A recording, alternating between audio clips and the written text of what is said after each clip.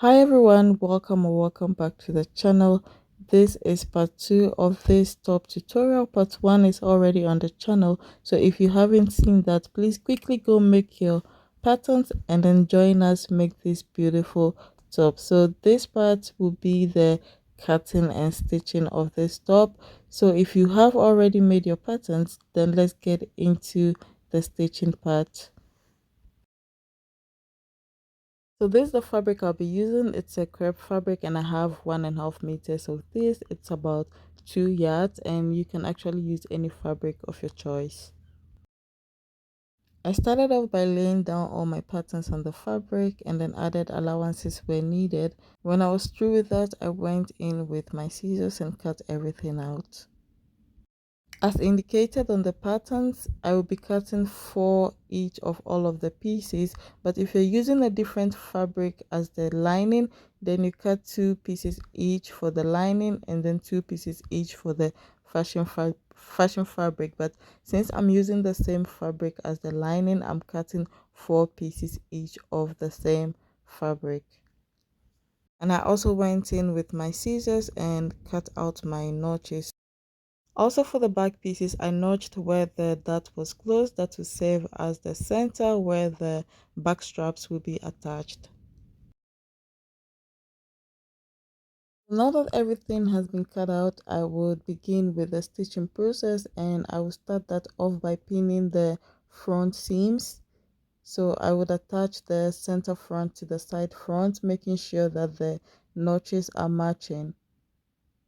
And make sure you do this for all the front pieces, both for the lining pieces and the fashion fabric.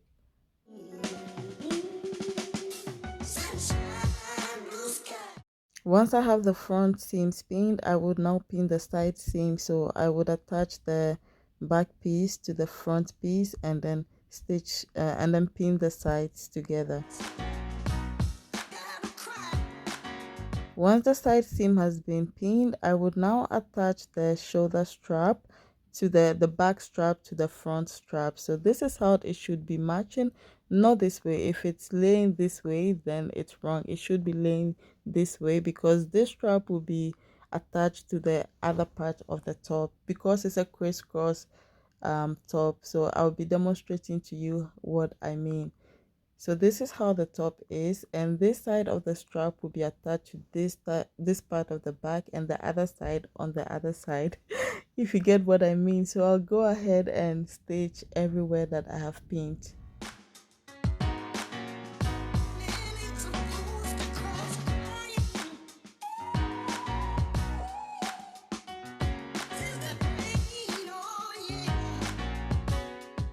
So now that I have them stitched up, I would go in with my scissors and snip the curvy part of the seams to ease it up.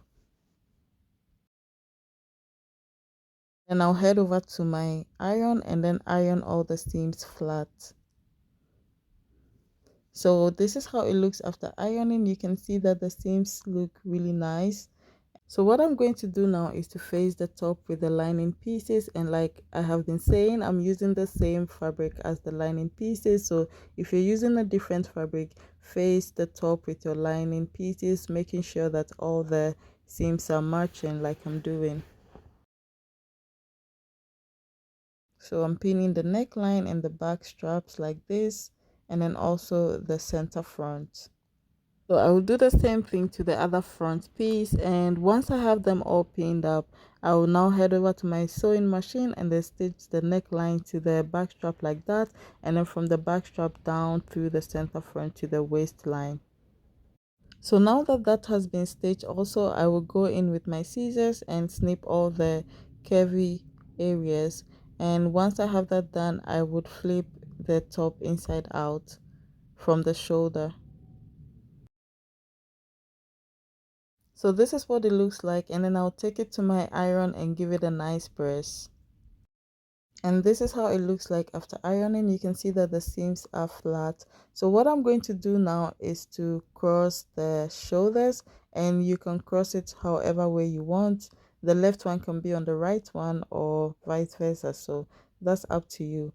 So now that from this stage, what I'm going to do is to attach the back strap to the back pieces. So make sure that the straps are not twisted, else you have to unpick everything up. So make sure that everything is straight. So I'll be matching the notches on the back pieces with the notches on the strap. So like I already said, make sure the straps are not twisted, and then make sure the notches are matching, and then I'll pin it to one side of the back piece, and then I'll do the same for the other side. Notches are matching, and then I'll pin it to one side of the back piece, leaving out the lining. So once I have that pinned, I will flip it over like this, using the lining to face the fashion fabric. So since I'm using the same fabric, you don't really know which one is the lining piece or which one is the fashion fabric. But if you are using a different fabric for the lining, then you're definitely going to know which one is the lining piece. So I will pin this one the same way.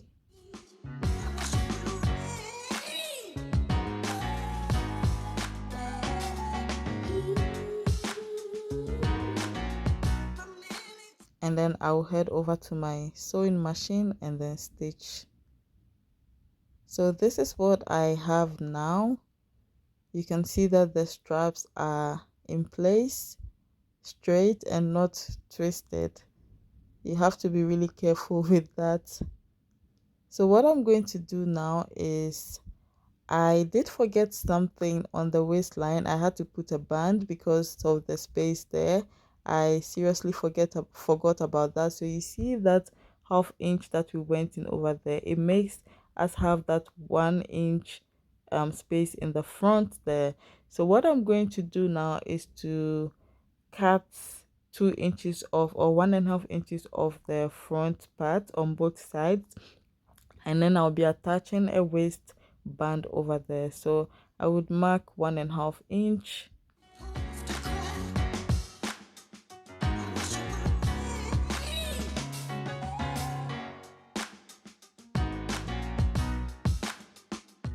and then connect them to form a straight line, and then I'll be cutting that out. So before I cut that out, I will be unpicking the side seam because I only have to cut it at the front.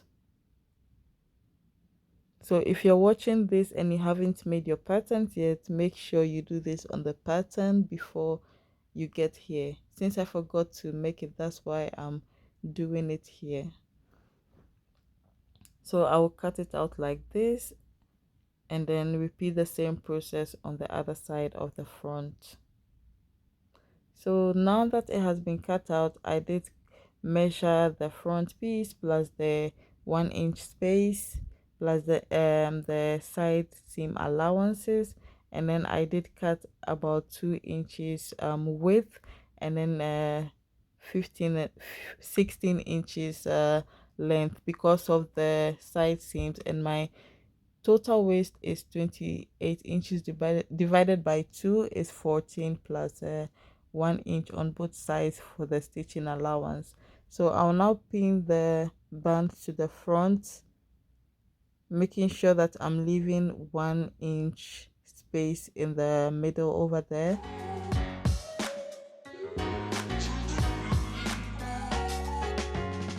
So I'll pin the band to both the fashion fabric and the lining pieces. And then once that is done, I will head over to my sewing machine and then stitch ½ inch allowance. This is what I have. So once this is done, I would now go again to the side seams and stitch them together, and then give it a nice press. So this is what I have now, and what I'm going to do now is to finish the lower side of the top, that's the waist seam, and you can just use a serger to finish it and turn it over, but that is not what I want. So I will flip it over, making sure that the right sides are facing. This is a difficult one, so I recommend that you just use your serger to finish it, or you can use any other method to finish the lower side. But if you want to do this, then let's do this together. It's a difficult one because of the waistband. It makes it really tight in the middle over there, like you see. So I will just stitch it to a point in the middle and then leave it open. So just watch what I'm doing. So you see that it's really hard to pin in the center, so I'll just leave that, just stitch to that point, and then once it's stitched, I'll flip it over. See that it's a little bit difficult flipping it over, but just be patient. So you see that I still have that space in the middle there, so I will just turn it in, iron, and then use hand stitches to, you know, finish it. So what I'm going to do now is now fix the zipper, but before I will go in with my serger and then finish those raw edges like you see. And then I have my 1-inch zip extension. So with this kind of top, it would be ideal to use an open end zip, but I didn't have that, so I tried to improvise this one. So instead of fixing it like the normal zip with the opening at the top, I turned it upside down with the opening at the waistline. This will make it easier for me to put it on. So if you have an open end zip, go ahead and use that. If you don't have, then you can use this method. So this is the top and this is how it looks like.